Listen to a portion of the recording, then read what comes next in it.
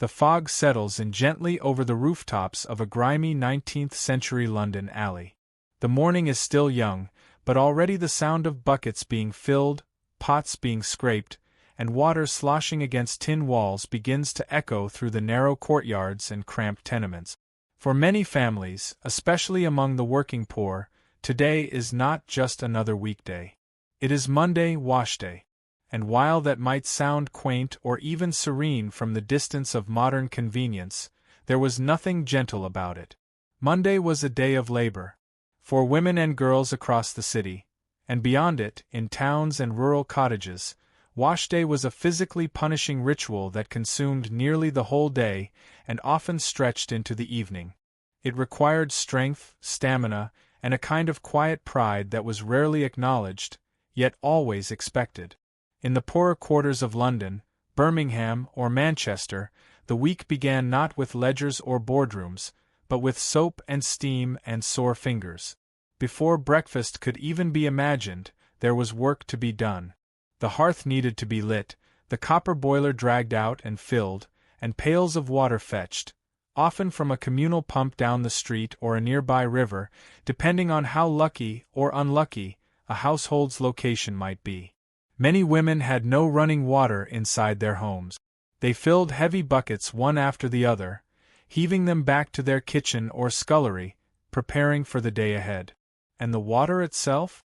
Not always clean. In the urban centers, especially, water sources were regularly contaminated by sewage, industrial runoff, or simple overuse. Still, it had to do.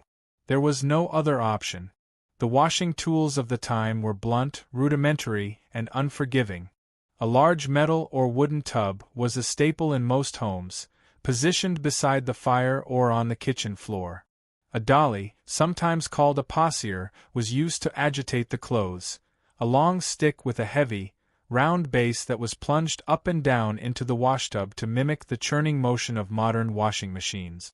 There was also the ubiquitous washboard, which allowed women to scrub each garment by hand. The action was repetitive, grueling, a rhythmic scrape and slide that wore down not just the cloth, but the skin on one's knuckles as well. Red, raw hands were not an unusual sight. In fact, they were expected.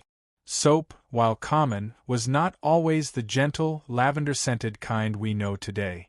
For the poor, soap might be handmade, created from animal fat and lye, which produced a harsh and caustic product that stripped away oils from both cloth and skin. Store-bought soap was a luxury and often sold in thick bricks that needed to be sliced down to usable portions. Many added soda ash or borax to their washing water in the hopes of helping the soap lift away stains. Still, dirt clung stubbornly to the garments of those who worked in factories, mines, and kitchens. Removing it was not just an act of cleanliness. It was a battle. And then there was the cold. In the winter months, water could freeze inside the pail before the fire had a chance to heat it. The very act of scrubbing with icy water could leave one's fingers numb, purple, or bleeding. Drying clothes in such weather was another trial entirely. Without a fire constantly stoked, laundry simply would not dry. And there was no central heating, no electric dryers. Wet garments were hung on wooden racks above the fire, on cords strung across rooms, or out in courtyards where they might be stolen or soaked anew by sudden rain. The air inside a tenement might hang heavy with damp steam all day, further chilling the space and soaking the walls and floors. It was, quite literally, a house turned into a laundry. But perhaps the greatest burden of laundry day was its relentlessness. Women didn't wash only for themselves. A typical working-class family could include a husband, several children, and perhaps extended relatives. Each member had undergarments, shirts, stockings, handkerchiefs, bedding, and aprons that needed attention. With clothing often limited to a single or perhaps two sets of wear, regular cleaning was essential, especially if anyone hoped to avoid shame, ridicule, or reprimand from employers or schoolteachers. Poor families could not afford to appear unkempt. To look clean was, in many ways, to be respectable. This expectation weighed heavily on women. Not only were they responsible for the actual washing, but also for the planning, sorting, wringing, starching, drying, folding, and, where possible, ironing. Ironing in the 1800s was not for the faint of heart. Flat irons, also called sad irons, were solid metal blocks that were heated on the stove or in the fire. They had no handles at first, until later designs introduced detachable ones to prevent burns. A woman might keep 2 irons warming at once, using one while the other heated up again. To test the temperature, a drop of water would be flicked onto the iron's surface. If it sizzled, it was ready. There was always the risk of scorching the fabric, ruining a precious shirt or apron, which could not be easily replaced. And still, the clothes were ironed. Especially the whites. A white collar or cuff was a sign of civility, of cleanliness, of order amidst the chaos of working-class life. It didn't matter that the shirt might be patched or threadbare. If it was clean and pressed, that was enough. For some, the laundry work was not limited to their own family. Many young women, often teenagers, were employed as laundresses in private homes or commercial laundries. These positions were demanding and poorly paid. A laundress might spend 12 hours a day standing in heat and steam, scrubbing and rinsing garments that were not even hers. The wealthy demanded perfection. An expensive dress ruined by careless washing might cost the laundress her job. Yet for many, it was one of the few employment opportunities available outside of domestic service or factory labor. In rural areas, the rhythms of laundry followed the weather. During spring and summer, washing might be done outdoors. Clothes were soaked in streams, beaten with paddles against stones, and laid out in the sun to dry. There was something almost peaceful in these moments, the sound of birds overhead, the fresh scent of water and wildflowers. But the labor was just as intense, and often required more physical movement, carrying wet loads uphill, managing fires without shelter, or dodging sudden storms. Where public washhouses were available, they offered some reprieve. These communal facilities, promoted by reformers in the mid-1800s, allowed women to wash their laundry using shared boilers, wringers, and drying rooms. They were often crowded and noisy, but they spared women the burden of hauling water and smoke-choked kitchens. One of the earliest and most famous examples was in Liverpool, where an Irish immigrant named Kitty Wilkinson opened her own home to neighbors during a cholera outbreak and later helped establish a proper public washhouse. Her efforts saved lives, not just through clean clothes, but through dignity and mutual care. Still, for many poor families, public washhouses were either too far away or required fees they couldn't spare. And so, back to the washtub they went. Week after week, year after year. Mothers taught daughters, who would one day teach their own daughters.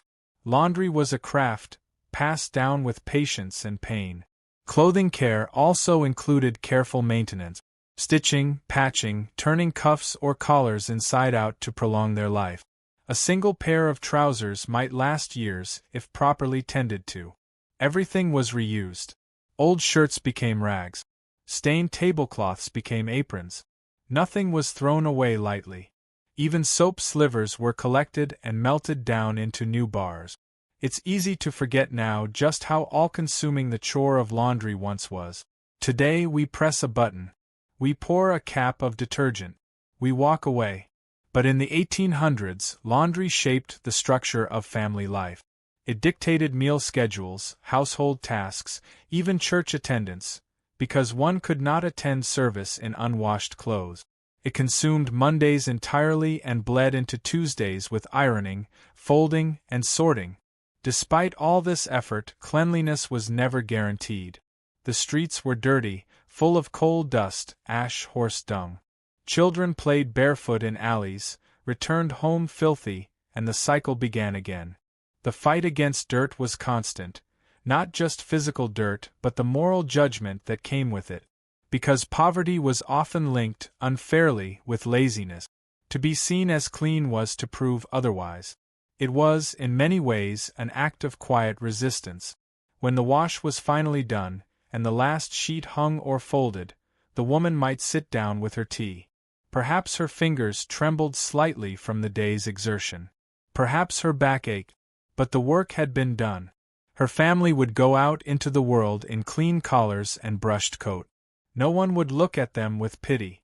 That was worth something. The legacy of these women, and it was nearly always women, is not found in books or statues.